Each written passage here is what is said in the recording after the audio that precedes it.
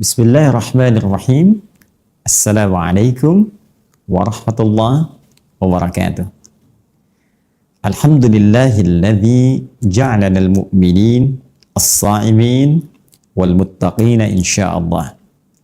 Nusalli wa nusallimu ala afdhalil anbiya'i wal mursalin habibina Muhammadin wa ala alihi wa sahbihi wa dzurriyyatihi wa ummatihi ila yaumiddin. Saudara-saudariku, dimanapun Anda berada, berjumpa kembali dalam edisi Aku Suka di hari ke-8 di bulan Ramadan tahun 1441 Hijrah. Kita awali dengan bermohon pada Allah Subhanahu wa Ta'ala, semoga seluruh amalan kita yang telah kita tunaikan sejak hari pertama di bulan Ramadan, di hari Jumat itu, sampai dengan detik ini, berkenan diterima oleh Allah Subhanahu wa Ta'ala. Kita juga turut mendoakan semoga setiap saudara-saudari kita yang sakit berkenan Allah sembuhkan, dan terkhusus semoga wabah yang tengah kita hadapi bersama segera diangkat oleh Allah Subhanahu wa Ta'ala, tentunya dengan ikhtiar dan doa-doa serta amalan-amalan terbaik kita. Baik, hari ini kita akan coba lanjutkan materi Aku Suka kita yang kami coba desain dengan terurut dari sejak awal kita berjumpa sampai dengan pertemuan di hari ke-7 kemarin. Kita telah uraikan dari sejak amalan malam Ramadan, ya, dengan amalan yang disebut dengan qiyam itu. Kemudian beranjak sampai dengan ke waktu sahar dengan amalan yang kita sebut sahur itu, dan kini saatnya kita tiba pada amalan utama dalam konteks siam, ya, puasa yang menjadi inti ibadah yang kita tunaikan di bulan Ramadan. Qiyam dengan amalan salat, juga hal-hal yang menyertainya dari mulai doa sampai istighfar telah kita tuntaskan. Sahur dari sejak waktunya makan sampai cara berdoa dan istighfar telah kita tunaikan. Ketika terhenti waktu sahur dengan tibanya fajar, seperti diisyaratkan dalam Al-Quran surah kedua di pertengahan ayat 187 itu, wa kulu washrabu hatta yatabayyana lakumul khaytul abyadu minal khaytil aswadi minal fajr. Silahkan nikmati makanan itu, silahkan minum senyamannya, ya, sampai nanti tiba isyarat benang putih yang mulai membelah benang-benang hitam. Yang dimaksudkan dengan benang putih itu adalah cahaya fajar. Jika fajar telah tiba, maka berhenti makan, berhenti minum, berhenti waktu sahar, berhenti sahur, dan tiba waktunya untuk memulai siam, puasa sebagai inti ibadah Ramadan kita. Nah, kita akan turunkan beberapa hal yang menjadi inti amalan saat kita menunaikan siam dari mulai awal fajar sampai dengan datang maghrib. Saat adzan maghrib berkumandang, selesai kemudian waktu kita menunaikan siam dalam konteks kita berpuasanya, dan masuk kemudian kepada amalan baru. Ada beberapa persoalan yang bisa kita turunkan dalam pembahasan siam ini, baik berupa amalan utama saat kita menunaikan puasa, kemudian yang kedua tantangan dalam kita menunaikan puasa, dan yang ketiga ada satu rahasia yang hadir saat kita berbuka.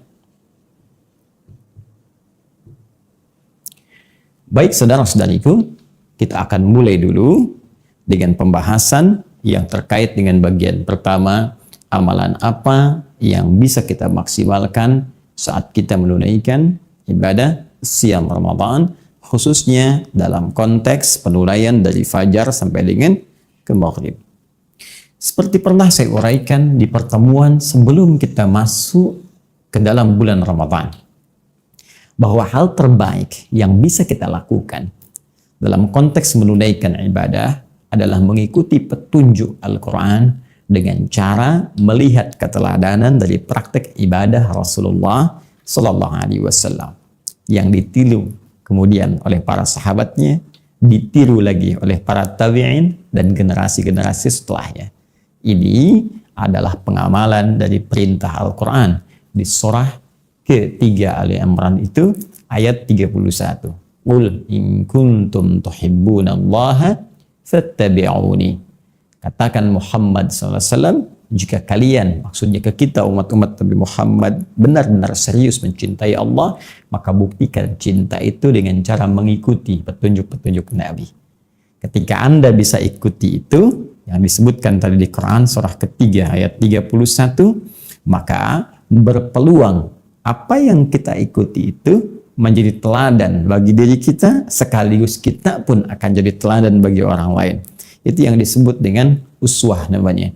Maka Allah tegaskan di Quran surah ke-33 ayat 21, dengan cara mengikuti Nabi ini ada keteladanan pada diri Rasulullah. Laqad kana lakum fi Rasulillahi uswatun hasanah.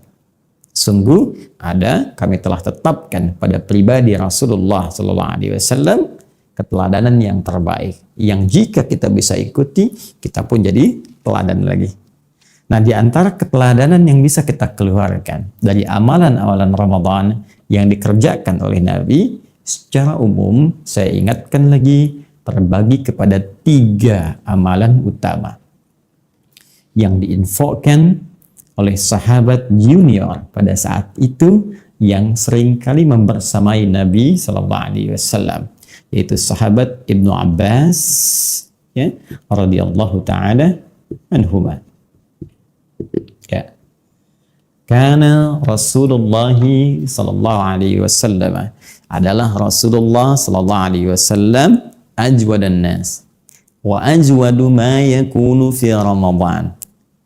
Beliau Sallallahu Alaihi Wasallam, kata Ibnu Abbas radhiyallahu taala anhuma, adalah pribadi yang sangat baik, pribadi yang sangat dermawan, orang yang senang berbagi. Jud itu menandakan sifat mulia dari segi kedermawanan, ya, dari segi kemuliaan. Jadi selain lemah lembut, jud itu juga bisa diartikan sering berbagi dari segi materi. Ya, sudah orang yang lembut, ramah, suka berbagi. Ya, jadi kita ambil satu garis materi yang disampaikan sahabat Ibnu Abbas, ya, wa ajwadu ma yakunu fi Ramadan. Sedangkan saat Ramadan tiba itu tambah lagi sifat lembutnya, tambah lagi dermawannya. Maka kita bisa gambarkan di sini amalan pertama yang dicontohkan oleh Nabi Sallallahu Alaihi Wasallam, yaitu menampilkan sifat jud, al-jud, ya. Bisa kita artikan ramah dari segi perilaku, lembut, dan spesifik dari segi materi dengan sifat dermawan, gemar berbagi, ya, berbagi. Nah, jadi Nabi ingin contohkan begini, puasa itu seharusnya melatih kita menjadi pribadi yang lebih baik. Ya, karena itu orang-orang kalau sudah tiba puasa itu bisa dilihat siklus kriminalitas itu menurun. Ya, bahkan bisa dipastikan di negara-negara Muslim yang banyak orang Islamnya, atau bahkan negara Islam itu sejak dulu, ya, dari sejak Nabi SAW sepeninggalnya dan seterusnya, tiba Ramadan sudah semua meningkatkan ketaatan kepada Allah Subhanahu Wa Taala. Ya, pencurian sangat minim, ya. Dusta, apalagi kalau ada konteks korupsi lebih besar lagi, lebih dahsyat lagi, itu hilang. Dan hilang.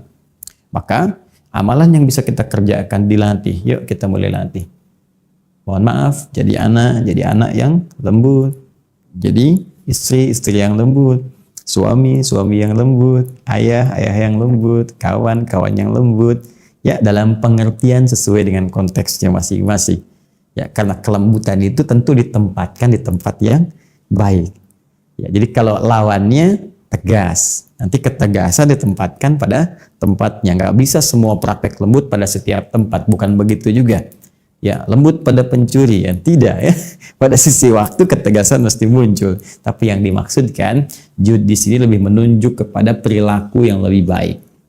Jadi puasa itu membuat diri kita lebih baik. Nah, bagaimana menjadikan pribadi baik ini? Nanti dirinci lagi. Nah, sekarang langsung Nabi kasih contoh. Dari akar kata ini, ya, menunjuk pada sifat kebaikan dalam berbagi jika punya materi. Seakan Nabi ingin katakan, berikan contoh langsung kepada kita, orang baik itu kalau dititipkan oleh Allah Subhanahu wa taala materi tertentu, baik harta kah, makanan kah, ya, maaf mungkin pakaian kah, dan juga lain-lainnya, sepanjang itu bisa cukup untuk dia dan memiliki kelebihan dari aspek kecukupannya, melewati batas kebutuhannya, maka dia senang berbagi dengan orang lain. Maka Ramadan akan memilih orang-orang terbaik untuk bisa berbagi. Apalagi dalam situasi saat ini. Mungkin sebagian kehilangan pekerjaan, sebagian kesulitan makan. Ya, orang Islam tidak harus tunggu instruksi. Tidak harus bikin komite. Maka puasa melatih kepekaan kita untuk melihat siapa tetangga kita yang mungkin bisa berbagi kita makanan dengannya. Walaupun mungkin hanya kurma, mungkin sebagian dari beras yang kita masak. Ya, belum tentu kita hidup esok hari. Apa yang kita bisa katakan lebih hari ini, itu akan lebih baik jika mungkin bisa dinikmati oleh banyak orang. Maka, satu tanda seseorang bisa menjadi baik, terlihat dengan amalan puasanya, salah satunya ketika dia mampu berbagi dengan orang-orang sekitarnya. Untuk itulah nanti Anda akan banyak temukan turunan dari hadis ini, yang menganjurkan kita banyak berbagi walaupun hanya sehirup air, walaupun hanya sebiji kurma. Mungkin teman-teman seringkali mendengar itu. Ya, ini bagian yang pertama. Jadi ada amalan yang sifatnya materi, yang Masya Allah mungkin di waktu-waktu saat ini bisa kita maksimalkan. Oke, yang kedua, untuk melatih jadi baik ini, khususnya dari segi perilaku, maka ditunjukkan nanti dalam hadis-hadis yang lain, bahwa Nabi meminta kita untuk meningkatkan kuantitas amal yang langsung berpengaruh kepada perilaku, khususnya sholat. Karena sholat itu diantara amalan yang spesifik, dampaknya, akibatnya, manfaatnya akan langsung berdampak positif pada perubahan perilaku kita. Itu ditemukan dalam Al-Quran surah ke-29 ayat ke-45. Ya. Allah sampaikan, "Utslu ma uhya ilaika minal kitab wa aqimis shalah." Baca, pelajari setiap apa yang diwahyukan kepadamu Rasulullah SAW Muhammad, ya. Kemudian dari situ setelah pelajari, baca, pahami, tunaikan salat. Sungguh salat yang ditunaikan dengan benar itu akan mendorong pelakunya menjadi baik, terbebas dari dua sumber keburukan, yaitu fahsya dan mungkar. Baik, jadi saya sering banyak mengatakan kalau ada orang yang tidak baik itu sumbernya cuma dua. Satu, fahsya, ya. Yang kedua adalah mungkar. Fahsya, keburukan yang bersumber dari syahwat, pornografi, porno aksi, LGBT, zina dan seterusnya. Mungkar, keburukan yang bersumber dari nafsu perut dan akal yang ditolak oleh hati kita.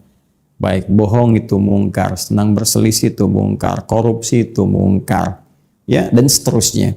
Jadi sebetulnya semua tindakan keburukan itu cuma dua. Kalau bukan fahsya, itu mungkar. Dan puasa mencoba mengarahkan kita untuk meningkatkan satu amalan yang sinyal-sinyal amalan itu cahayanya bisa menghanguskan peluang-peluang fahsya dan mungkar. Ini bisa dihanguskan. Hilang. Apa amalannya? Salat. Latih dengan salat. Sehingga terhubung diri kita dengan Allah Subhanahu wa taala. Ya, cara terbaiknya pernah saya sampaikan, keluarkan semua jenis salat yang mungkin kita bisa lakukan sesuai dengan petunjuk Nabi, sebagai tambahan dari salat-salat fardu yang diwajibkan kepada kita oleh Allah Subhanahu wa taala. Ya, dalam setiap siang ini ada salat apa saja? Syuruk ya di awal, Kalau tak mampu dikerjakan karena kita nggak ke masjid, ada duha nanti yang pertengahannya. Ya, syurukan awal duha, baik ya, dengan syarat tertentu. Nanti ada duha, ya ada 4 rakaat sebelum zuhur. Ini tidak mengikat kita dengan masjid. Artinya sekalipun dalam kondisi saat ini, ya sebagian dari kita tidak bisa ke masjid misalnya, maka sholat sunnah tetap bisa dilakukan. Yang sifatnya tidak melekat dengan sifat masjid. Seperti rawatib misalnya, ya 4 rakaat sebelum zuhur. Syaratnya bukan harus di masjid. Sepanjang kita mau tunaikan setelah adzan sebelum sholat fardunya, boleh silahkan tunaikan. Sekalipun sholat sendirian, bisa sudah dikerjakan. Ya, ba'diyah pasca zuhur. Kemudian sebelum sholat asar ada sholat 4 rakaat sholat mutlak gitu. Ya, maksimalkan itu. Ketika benar pendekatan kita menunaikan sholat dan terhubung kita dengan Allah Subhanahu wa Ta'ala, maka keadaan terhubung dengan Allah itu yang menjadikan kita bisa mendapatkan perisai dari perbuatan maksiat dan pengingat yang mencegah kita untuk berbuat hal yang tidak diinginkan oleh Allah Subhanahu wa Ta'ala. Karena itu Al-Quran memberikan statement orang-orang yang menunaikan sholatnya baik, maka dia akan punya hubungan kuat online dengan Allah itu sehingga mampu mengingat Allah dalam keadaan yang tak terbatas. Itu ada isyaratnya di Quran surah keempat ayat 103. Ya, fa idza qadaytumus salata fadhkurullaha qiyaman wa qu'udan wa 'ala junubikum. Jika Anda selesai menunaikan salat itu, maka segeralah ingat kepada Allah. Baik dalam keadaan berdiri, jalan, duduk, ya kan? Walaupun berbaring. Zikir itu ingat. Jadi kalau orang sedang berjalan ingat Allah, mustahil berbuat maksiat. Karena saat akan berbuat maksiat itu dia ingat Rabbnya. Bagaimana kalau diwafatkan saat saya berbuat maksiat? Ya, maaf di jalan menemukan sesuatu sekedar untuk ngambil untuk pribadi saya, dia takut kalau Allah tahu. Apalagi mengambil hak orang lain. Ya, kalau begal saat mau begal ingat Allah, mustahil akan dia kerjakan. Apalagi saat ada orang ingin berbuat maksiat dalam duduknya di kantor, menggandakan sesuatu, ingin manipulasi, dia ingat bagaimana kalau saya diwafatkan oleh Allah. Allah melihat saya sekarang. Dalam berbaringnya mau maksiat, dia ingat bagaimana kalau seketika saya wafat. Makanya ulama sering mengatakan begini, jika Anda terfikir berbuat maksiat dan ingin terjaga selalu dalam keadaan yang baik, maka segera ingat kematian. Ketika terfikir berbuat maksiat, bayangkan seketika diwafatkan oleh Allah Subhanahu wa Ta'ala dan wafat dalam keadaan menjadi seorang pendosa. Anda bayangkan. Ya, karena itu ini gambarannya. Latih diri kita, latih. Jadi dalam hadis lain Nabi mengatakan riwayat sahabat Abu Hurairah radhiyallahu taala anhu dalam Kitabus Syam di Al-Imam Al-Bukhari dalam kitab sahihnya nomor hadis yang pertamanya beliau katakan as-syamu junnatun. Ya, puasa yang benar itu alif lamnya kita terjemahkan puasa yang benar itu junnatun, bisa menghasilkan perisai. Ya, perisai yang tak nampak. Jadi kalau ada dalam bahasa Arab huruf dimulai dengan jim dan nun, ya jim dengan nun biasanya kalimatnya mengandung arti sesuatu yang tak nampak, tersembunyi. Nah, jin disebut dengan jin karena tak nampak dalam pandangan kita. Jannah, ya jannah tuh, jannah surga disebut dengan jannah karena belum tampak dalam pandangan kita sekarang. Ya kan? Jinnah, ya, ada jannah, ada jinnah, ada junnah. Beda tuh, ya. Ada jin, ada jun, beda. Jin dan jun, lain kan? Nah, ada jannah, ada jinnah. Jinnah jamak dari kata jin. Minal jinnati wan nas. Tak terlihat juga. Baik, junnah di sini puasa menghasilkan junnah. Jannah, jinnah, junnah. Junnah itu perisai. Ya, yang tak nampak dalam pandangan kita. Jadi perisai ini kan fungsinya mencegah sesuatu yang membahayakan. Orang di medan perang punya perisai, ada baju zirah, ada tamengnya, ya. Ini perisai. Ya, jadi begitu musuh misalnya akan melakukan sesuatu ya yang membahayakan diri kita, perisai ini menghalangi kita. Nah, perisai yang membentengi kita dari perbuatan fahsya dan mungkar, yang mencegah setan ya bisa menembus relung hati kita yang paling dalam untuk mempengaruhi berbuat maksiat, itu namanya junnah. Di puasa itu melatih kedekatan kita dengan Allah sehingga Allah memberikan perisai pada diri kita. Orang yang punya perisai ini disebut dengan junnah tadi karena rajin menunaikan ibadah dalam puasanya, maka perisai itu yang akan menghambat perbuatan maksiat masuk menembus dirinya.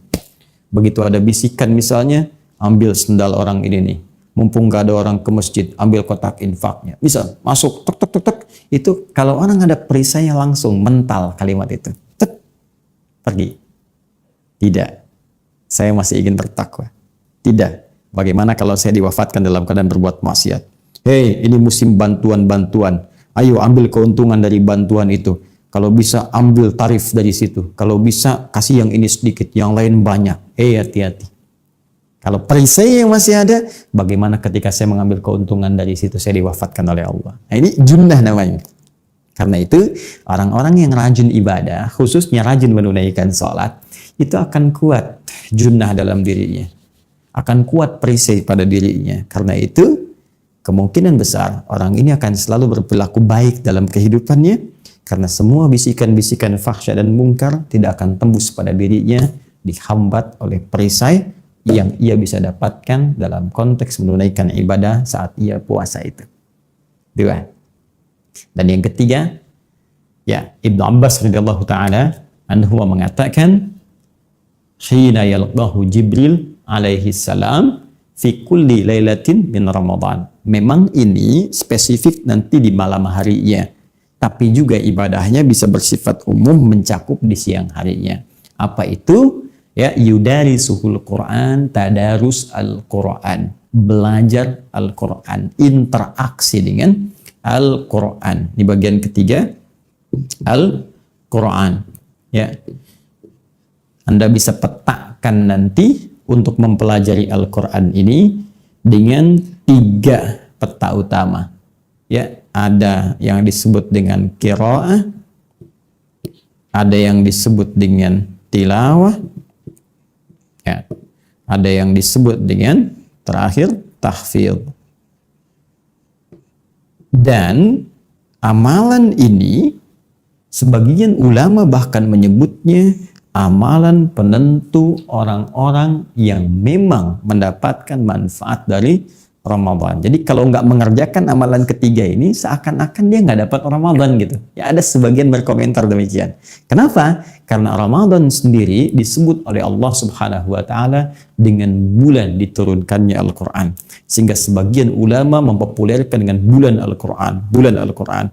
Itu statementnya ada dalam pernyataan di firman Allah, Quran surah kedua Al-Baqarah ayat 185. Syahrul Ramadan alladzi unzila fihi al-Quran. Di bulan Ramadan itulah kemudian diturunkannya Al-Quran. Ramadan bulan Al-Quran. Saking pentingnya Al-Quran, Nabi SAW tidak pernah kehilangan satu harinya kecuali beliau berinteraksi dengan Al-Quran. 30 harinya, 1 bulannya, selesai 30 juznya.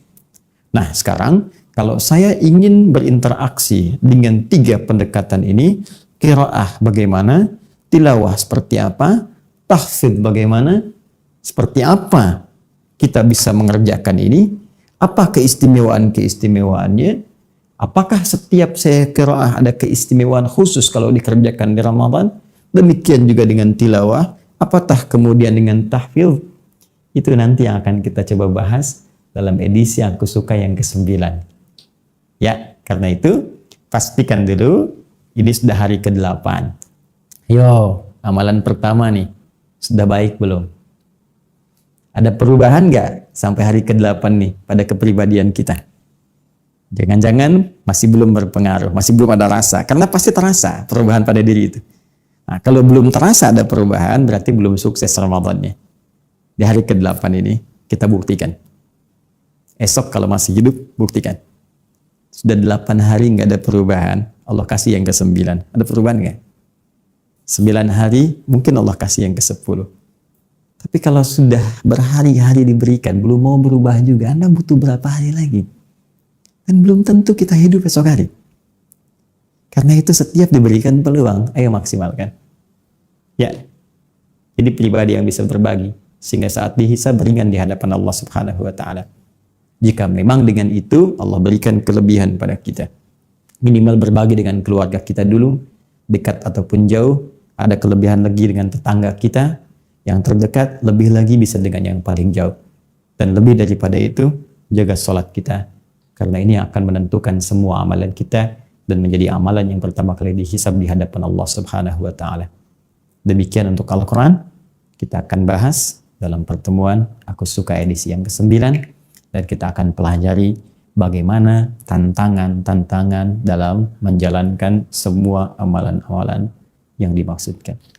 Demikian yang bisa kita bahas. Semoga Allah meridhai kita semua. Subhanakallahumma wa bihamdika asyhadu an la ilaha illa anta astaghfiruka wa natubu ilaik wa akhiru da'wana alhamdulillahi rabbil alamin.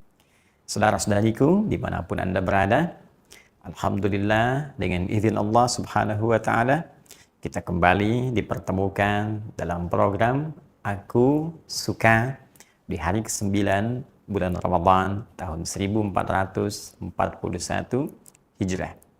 Kita bermohon pada Allah Subhanahu wa Ta'ala semoga seluruh rangkaian ibadah siam kita yang ditunaikan sejak hari pertama di Jumat yang penuh berkah itu sampai dengan hari ini, semoga berkenan diterima oleh Allah Subhanahu wa Ta'ala dengan penerimaan yang terbaik insya Allah.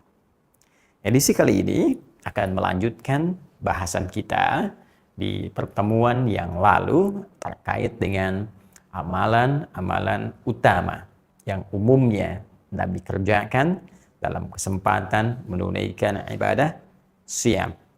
Masih ingat peta yang kita buat? Kita telah uraikan dalam ibadah malam, sholat qiyam itu dengan sifat tarawihnya.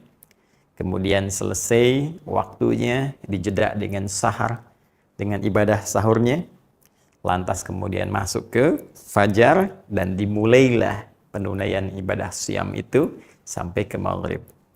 Di pertemuan edisi yang ke-8 kita telah berbincang dan menyampaikan kegiatan Nabi pada umumnya yang memaksimalkan satu amalan, memperbaiki diri, bersikap lebih lembut, dan ditunjukkan dengan gemar berbagi. Bahkan diilustrasikan dalam hadisnya seperti kita urai di pertemuan lalu. Menurut keterangan sahabat junior Ibnu Abbas radhiyallahu taala anhuma, kana an-nabiy sallallahu alaihi wasallam ajwadan nas wa ajwadu ma yakunu fi Ramadan.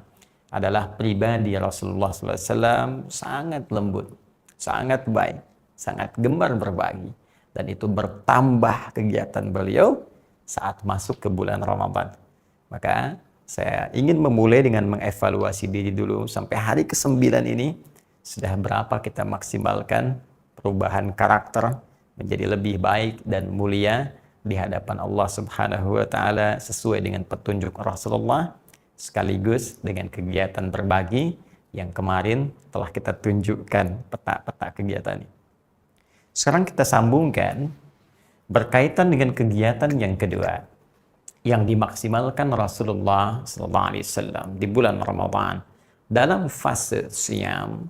Sekalipun saya tekankan pertemuan lalu bahwa kegiatan Nabi ini sering dimaksimalkan di malam hari, tapi petunjuknya terbuka umum untuk kita kerjakan pada kesempatan siang harinya, yaitu interaksi dengan Al-Quran.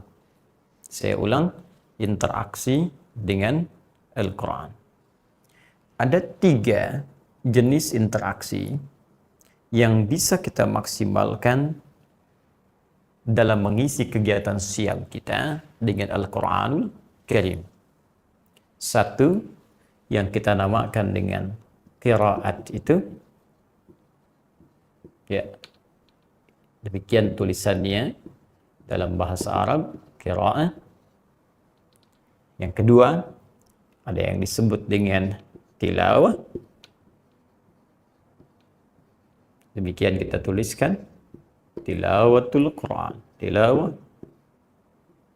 Dan yang ketiga, ada yang disebut dengan tahfidz. Tahfidz. Demikian kita bisa tuliskan dalam bahasa Arab. Umumnya, interaksi dengan Al-Quran bisa dimaksimalkan dengan 3 jenis kegiatan utama ini. Ada qiraah, ada tilawah, demikian dengan tahfidz. Baik, kita bermula pada bagian pertama, qiraah. Secara umum, saya mengambil keumuman maknanya, qiraah menunjuk pada interaksi dengan Al-Quran dalam aspek bacaan. Dalam hal ini, bagaimana kita diberikan petunjuk oleh Nabi Sallallahu Alaihi Wasallam untuk memperbanyak interaksi bacaan kita dengan Al-Quran, khususnya di bulan Ramadan ini. Dan bukan sekedar bacaan, karena bacaan yang dimaksudkan adalah bacaan yang benar, bacaan yang baik secara tajwid, benar dan baik. Ya, jadi ada dua aspek di sini. Pertama terkait dengan bacaan, yang kedua terkait benar dan baik. Berkaitan dengan yang pertama, bacaan, ada isyarat bahwa Ramadan adalah bulan bagaimana kita bisa memaksimalkan bacaan Al-Quran kita dengan kuantitas yang lebih dari hari-hari sebelumnya. Bahkan nanti, saking pentingnya bacaan ini, para ulama-ulama besar bahkan berlomba-lomba, berusaha memperbanyak bacaan Al-Qurannya sehingga dikenal mereka banyak khatam saat Ramadan. Masya Allah, saya ambil contoh Al-Imam Asy-Syafi'i. Itu setiap hari di luar Ramadan, sehari hafal Al-Quran, khatam. Setiap hari, satu hari sekali. Tapi ketika masuk Ramadan, saking banyaknya interaksi beliau, bacaannya terhadap Al-Quran, itu satu hari Ramadan bisa khatam 2 kali. Malam sekali dan siang sekali. Itu sangat masyhur sekali. Jadi, Masya Allah, level Al-Imam Asy-Syafi'i itu siangnya sekali khatam. Malamnya sekali khatam. Baik, jadi ini adalah sunnah yang berkelanjutan yang dituntun oleh Rasulullah SAW. Anda bayangkan, Nabi membaca Al-Quran saat Ramadan, sahabat membaca Al-Quran, tabi'in membaca Al-Quran, generasi setelahnya bahkan memperbanyak untuk mengikuti generasi sebelumnya. Jika orang-orang yang saleh saja membiasakan diri membaca Al-Quran, dan kita sampai hari ke-9 ini belum sempat bahkan bersentuhan dengan Al-Quran, maka ada sesuatu yang belum sempurna dalam puasa kita. Saya katakan di pertemuan yang lalu, teman-teman sekalian, bahwa Ramadan bahkan dipopulerkan oleh para ulama dengan bulan Al-Quran. Ya, merujuk pada keterangan Allah Subhanahu wa taala di Quran surah ke-2 Al-Baqarah ayat 185 itu. Ya, syahrul Ramadan alladzi unzila fihi al-Quran. Bulan Ramadan, waktu kita menunaikan puasa itu adalah bulan diturunkannya Al-Quran. Bulan saat kita berinteraksi dengan Al-Quran. Paling minimal interaksi kita dibuka dengan bacaan. Ini poinnya. Bahkan perintah pertama Allah kepada Rasulullah SAW yang menandakan diangkatnya beliau ya menjadi Rasul, diangkatnya beliau Nabi dan Rasul. Yang paling menarik perintahnya dari kata qiraah, Iqra. Ya, Quran surah 96 ayat yang pertama itu. Iqra bismi rabbikal ladzi khalaq. Iqra bentuk fi'il amr, kata perintah dari akar kata qara'a yaqra'u qiraah, berarti baca. Jadi sunnah pertama adalah bagaimana kita bisa memetakan banyaknya, memperbanyak bacaan Al-Quran saat Ramadan. Berapa pahala yang bisa dihasilkan? Masya Allah. Saking tingginya ya motivasi ini menjadikan para ulama kita dulu mengejar bacaan ini. Bahkan dalam salat qiyam, saya pernah sampaikan kepada Anda dalam pembahasan rahasia tarawih, ya kenapa sampai Nabi SAW diikuti sahabat-sahabatnya memperbanyak bacaan dalam qiyam itu sehingga mampu ya beliau berdiri dalam keadaan yang sangat panjang.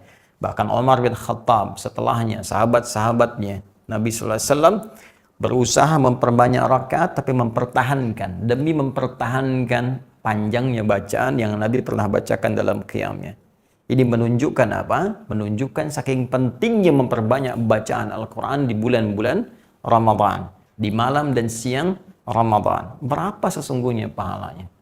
Kalau kita ambil yang standar saja, misal dalam satu hadis riwayat Al-Imam At-Tirmidzi, sangat populer, bahkan dalam setiap kajian-kajian Al-Quran saya sampaikan hadis ini untuk memberikan motivasi kepada kita. Masih ingat Nabi pernah menyampaikan man qara'a. Ingat redaksinya. Saya tadi pernah ungkapkan kepada Anda, ini qira'ah, ini masdarnya, ya, kata benda, sifatnya, kemudian kata dasarnya qara'a. Ini kata kerjanya, infinitif, ya, qara'a.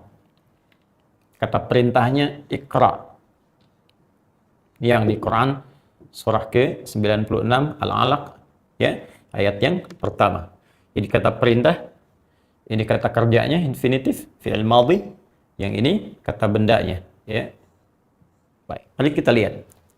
Kata Nabi dalam hadis riwayat At-Tirmidzi disampaikan man qara'a harfan min kitabillahi, ya, siapa yang baca satu huruf saja. Anda bayangkan, satu huruf min kitabillahi, dari kitabullah, dari Al-Quran, falahu asyru hasanat, dia mendapatkan 10 nilai kebaikan. Allahu Akbar. Setiap satunya itu setara dengan 10 pahalanya. Dan menghitung pahala, saya sering katakan, karena konteks pahala itu konteks akhirat, maka hitungannya berbeda dengan hitungan dunia. Ya, jadi kalau Anda katakan 1, 2, 3, 4, 5, ya, perbedaan ke berikutnya jenjangnya cuma 1. 1 tambah 1, 2. 2 tambah 1, 3. Demikian, itu dunia namanya. Ya, bukankah kalau masa saja, waktu saja akhirat dengan dunia, ya, seharinya bisa 1000 tahun? Maka tak adil kalau pahala disamakan dengan hitungan dunia. Karena itu Nabi memberikan ilustrasi dalam hadis riwayat Muslim. Bahkan kita datang ke masjid saja dalam situasi normal untuk niat ibadah, ya, baru datang itu dapat 25. Jarak 1 ke 2 500 tahun, 2 ke 3 500 tahun, ya, 3 ke 4 500 tahun. Kalau standar ini kita bawa juga, terapkan hal yang sama, konteks ibadah dengan hitungan ini, maka berapa yang kita dapatkan? Satu hurufnya 10. Bila ini senafas dengan makna hadis tadi, jaraknya 1 ke 2 500 tahun, 2 ke 3 500 tahun, 3 ke 4 500 tahun. Maka berapa yang kita dapatkan dari setiap huruf Al-Quran, saking dahsyatnya. Ini hari biasa, umum. Bukankah Ramadan dikalikan lagi, 10 kali lipat lagi? Ya, bukankah dalam hadis riwayat Al-Bukhari Kitabus Siyam, nomor hadis yang pertama berbicara tentang Ramadan, ditutup di ujungnya dengan kalimat wal hasanatu bi asyri amthaliha, setiap kebaikan itu dibalas 10 kali lipat lagi. Ya, jadi kalau kita ambil ini dengan menempatkan pada konteks Ramadan, kali lagi 10 kali lipat. Bisa kita dapatkan satu hurufnya setidaknya dengan izin Allah bisa diberikan 100 kali lipat, beda dengan hari-hari sebelumnya. Kalau kita bisa bacakan Bismillahirrahmanirrahim 19 huruf, berapa kali pahala kita dapatkan? Dan bukankah rumus pahala itu lawannya adalah dosa? Yang dengan kaidah rumusnya setiap pahala akan menutup dosa, ya kan? Ini rumus kehidupan, ya. Siang ada malam, datang siang, malam hilang. Datang malam, siang hilang. Baik, lawannya buruk. Ada baik, buruknya hilang. Kata-kata kotor itu bisa dihilangkan dengan membiasakan diri berkata yang baik. Maka otomatis kata-kata kotor akan hilang. Pandangan pada yang buruk itu bisa dihilangkan dengan membiasakan diri memandang yang baik-baik. Maka yang buruk akan hilang. Maka demikian, jika Anda ingin menghilangkan dosa, maka biasakan cari amalan-amalan yang melahirkan pahala. Maka yang dosa akan hilang. Karena itulah dalam fikih nanti, rumus pahala itu bisa menutup dosa. Ya. Jadi kalau kita ingin mudah menggugurkan dosa-dosa yang pernah kita lakukan, maka cari amalan pahala sebanyak-banyaknya. Tinggalkan dosanya, tutup yang sudah ada dengan banyak pahala-pahala. Cari amal-amal baik. Nah sekarang coba tanyakan pada diri kita. Mohon maaf, sampai dengan hari ke-9 ini, berapa dosa yang sudah dikoleksi dari sejak balik sampai saat ini? Berapa yang belum diampuni? Sudah berapa kali kita taubat? Setelah taubat itu apakah berulang kesalahannya? Atau pindah kesalahan yang lain? Sedangkan setannya kan tidak pernah lelah menggoda. Karena itu pantas Ramadan disebut bulan yang melimpahkan ampunan. Karena setiap mengerjakan satu hal, pahalanya bisa berlipat. Dan setiap pahala yang berlipat itu bisa menggugurkan dosa-dosa. Setidaknya dosa-dosa kecil yang kita lakukan hilang. Dosa-dosa besar langsung dengan bertobat kepada Allah.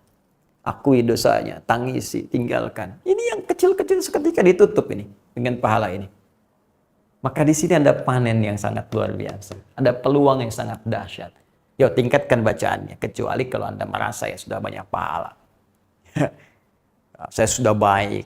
Nah, biasanya kalau orang seperti itu terjebak nanti ya pada triknya setan sehingga tak sadar dia berjalan seperti di jalan yang benar padahal keliru. Ya, wahum yahsabuna annahum yuhsinuna sun'a. Demikian Allah berikan gambaran di surah Al-Kahf itu. Ada orang-orang yang merasa berjalan benar padahal dia sedang salah. Oke, ini bagian yang pertama. Jadi intinya, ayo kita perbanyak bacaan Al-Quran. Kalau bisa diberikan target. Ya, kalau saya sering arahkan, ini Ramadan 30 hari, ya kan? Nah, cara yang paling enaknya, Anda targetkan 30 juz. Ya, ini kan standar ini, sangat standar. Karena Nabi saja memberikan yang paling standar. Nabi setiap Ramadan khatam 30 juz. Selesai Ramadan. Ya, di penghujung wafat nanti 2 kali khatam. Di standarnya sekali, Nabi bisa khatam berkali-kali. Cuma memberikan yang paling standar supaya umat mudah mengikuti. Jadi kalau Nabi saja bisa khatam 30 juz selama Ramadan, masa kita yang bukan Nabi nggak baca? Ya. Nah, ini standar nih, standar. Jadi kalau kita bisa biasakan baca, yuk kita turunkan supaya mudah. 30 hari, 30 juz untuk bacaan. Maka satu hari, ya kita turunkan 1 juz. Demikian ya. Nah, kan mudahnya seperti ini. Ya. Kemudian kalau satu hari 1 juz masih kayaknya banyak gitu kan. Wah, 1 juz banyak nih. Nah, teman-teman, turunkan lagi. Saya kan pernah berikan rumus kan. 1 juz itu ada 10 lembar kan. Ini 10 lembar. 1 juz ya sama dengan turunkan ke sini, ya naik ke sini 10 lembar. Nah, supaya lebih mudah, gampang. Bagi waktu sholat. Waktu sholat ada 5 waktu. Ini dibagi 5. Jadi, setiap waktu sholat, sekali sholat, ya kan? Anda bisa bagi ke dalam 1 lembar, 2 lembar. Maaf, 2 lembar. Sekali sholat, sekali waktu sholat, 2 lembar. Jadi, mohon maaf, sebelum subuh, kalau mau gampang lagi, 1 lembar baca. Cuman baca kok, baca. Ya. Kemudian setelah subuh, 1 lembar lagi. Sebelum zuhur, 1 lembar. Setelah zuhur, 1 lembar. Baca 1 lembar itu berapa menit sih? Paling banyak 5 menit, ya kan? Kemudian juga kalau 2 lembar berarti kan 10 menit. Apa nggak punya waktu 10 menit untuk akhirat kita? Untuk pahala yang berlimpah itu. Ya, kalau kita mau, ini bisa kita maksimalkan. Baik, ini bagian pertama. Jadi kalau kita konsisten, insya Allah dapat 30 hari 30 juz. Ustaz, saya belum mulai nih. Ya, saya sedang datang bulan kemarin misalnya. Saya baru mau mulai besok di hari ke-10 atau hari ke-11. Nggak apa-apa, tinggal dibagi saja. 30 juz, dibagi sisanya kita maksimalkan. Kalau kita berniat, insya Allah bisa. Karena dari subuh ke zuhur kan ada jeda. Apalagi sekarang banyak di rumah. Pekerjaan malah banyak dikerjakan dari rumah. Sampai Allah itu sampai membuat keadaan supaya kita nggak punya alasan lagi. Jadi kalau sudah dikondisikan keadaan begini, belum bisa ibadah juga, Anda perlu dikasih kondisi apa lagi? Ya, tinggal kita bagi saja. Ya, nah, ini poinnya. Oke, sekarang teruskan. Ini yang paling menarik, teman-teman. Lalu cara bacanya bagaimana? Ini kan baru pembagiannya. Maka cara bacanya diisyaratkan dalam riwayat-riwayat Nabi Sallallahu Alaihi Wasallam bukan bacaan biasa, ya, bukan bacaan yang semaunya. Bahkan pernah turun ayat Allah menyampaikan kepada Nabi, jangan cepat-cepat dibaca itu, supaya engkau pengen cepat menghafalkannya. Mudah, kami akan tanamkan dalam jiwamu. Tinggal kamu ikuti bacaan yang disampaikan. Itu ada di Quran surah ke-75, ya, Al-Qiyamah, di ayat 16 sampai 18 itu.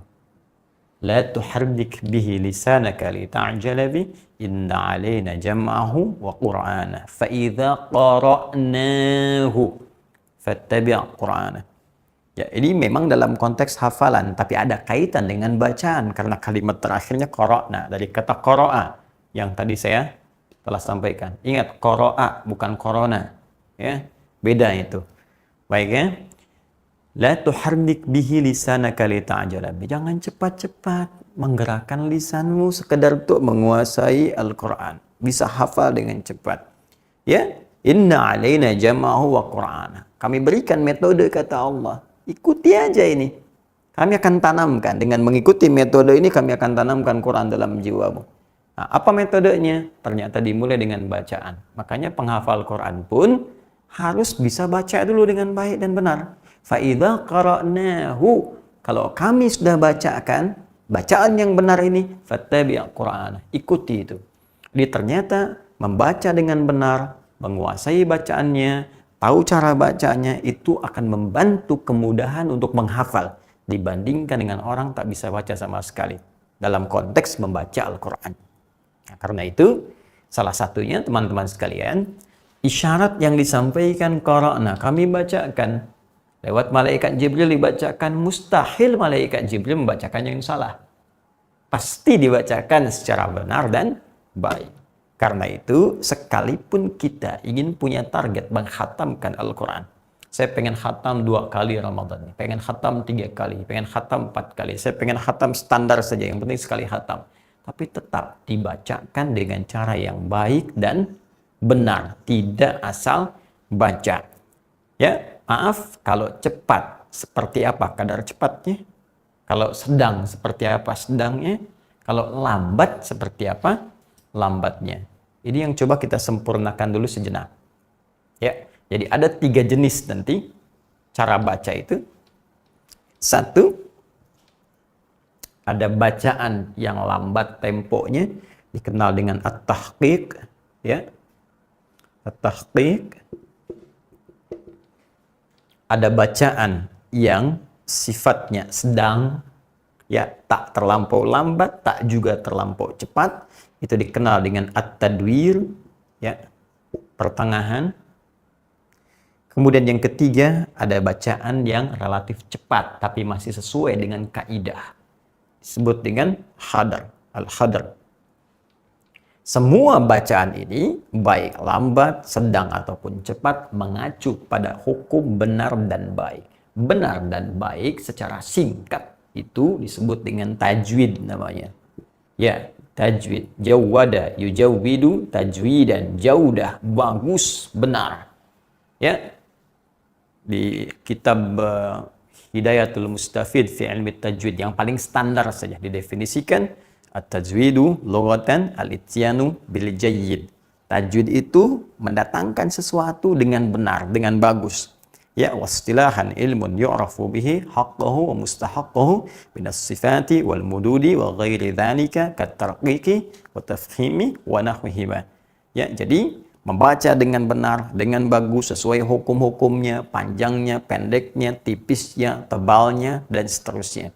Jadi, kita pelajari ini, nanti kalau sudah paham cara bacanya, bagaimana bacanya bagus, silahkan pilih tahqiq. Ya, baca lambat misalnya. Ya, ini kalau saya ilustrasikan paling gampang, ya, panjangnya madnya ambil yang misalnya 6 harakat. Yang paling panjang, ya. Kita contohkan misalnya di mad arid bis sukun di Al-Fatihah misalnya kan. Bismillahirrahmanirrahim. Alhamdulillahi rabbil alamin. Ya, saya suka mengistilahkan dengan detik. Jadi kalau 2 harakat 1 detik, tek. 2 harakat 1 detik, 4 harakat 2 detik, tek, tek, ya kan? 6 harakat 3 detik, tek, tek, tek. Bismillahirrahmanirrahim. Ya, alhamdulillahi rabbil alamin. Ya. Nah, itu tahqiq. Kalau kita ingin jadikan misalnya pertengahan, ya ambil yang tengah-tengah. Di antara 6, ya selang ke-4, selang ke-2. Jadi stepnya 2-2. Ya. 2, 4, 6. Maka ambil yang 4 harakat. 2 detik. Bismillahirrahmanirrahim.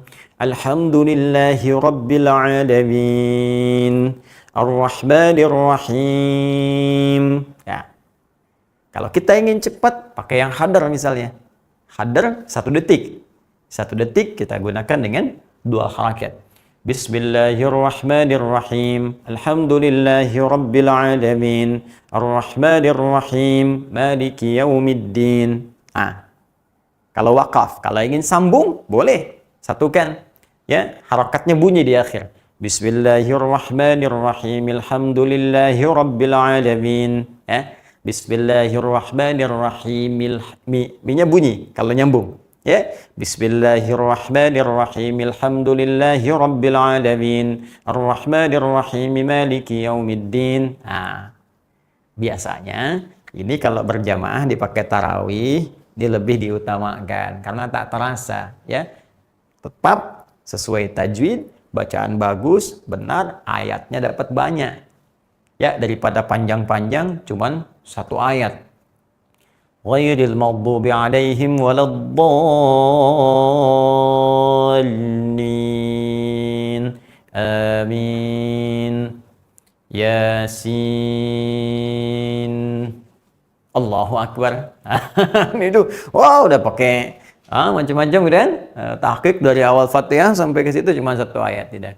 Kita bisa gunakan, silahkan, nggak ada masalah. 3-tiganya ini semua tartil, ya, terukur, bagus, benar. Cuma patokan tajwid itu digunakan. Jadi ini bagian yang pertama, qiraah, berusaha memperbanyak bacaan Al-Quran, memberikan target ke depan sampai akhir Ramadan. Berapa kali kita ingin khatam, silakan, dan silakan pilih formulasi yang memudahkan kita untuk membacanya. Oke? Tapi ingat, kalaupun pilih yang ini, tetap harus terukur dengan tajwid. Jangan sampai bacaan yang tidak terukur. Selesai. 1 juz. Itu ukurannya menurut kami agak kurang baik. Ya. Oke. Sekarang, kalau level ini sudah bagus, bahkan kalau pakai hadar misalnya, saya 10 hari sudah bisa khatam. Nah, alangkah baiknya kalau Anda bisa bagi hari berikutnya, pindah kepada step yang kedua, yaitu tilawah. Dan ini pahalanya tidak kalah banyak, bahkan bisa melebihi yang pertama. Karena katanya beda, ini qiraat, ini tilawah, pasti maknanya pun tidak sama. Dan caranya pun bisa berbeda. Seperti apa caranya, bacaannya, dan pahala yang mungkin kita dapatkan, itu yang kita nanti akan uraikan di edisi Aku Suka yang ke-10. Baik, sebelum kita akhiri, saya hanya ingin berikan motivasi. Jika Anda saksikan, dalam setiap awal Aku Suka ini, ada anak yang mengaji. Anda bayangkan, itu anak TKA, TKB, paling besar 1 SD. Usia mereka 4, 5, 6 tahun. Ya, paling besar 7 tahun. Dan mereka belum baligh. Tapi mereka sudah bisa membaca Al-Quran. Mereka bahkan ada yang menghafal Al-Quran. Ada yang sudah khatam Al-Quran.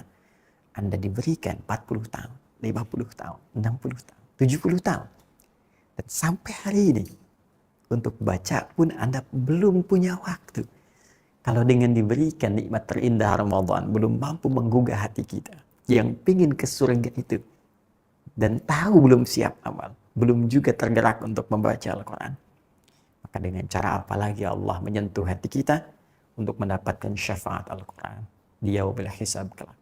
Semoga Allah muliakan kita, keturunan kita, keluarga besar kita, dan dengan itu menyayangi kita semua dan memudahkan kehidupan kita. Subhanakallahumma wa bihamdika asyhadu an la ilaha illa anta astaghfiruka wa atubu ilaik wa akhiru da'wana alhamdulillahi rabbil alamin. Assalamualaikum warahmatullahi wabarakatuh.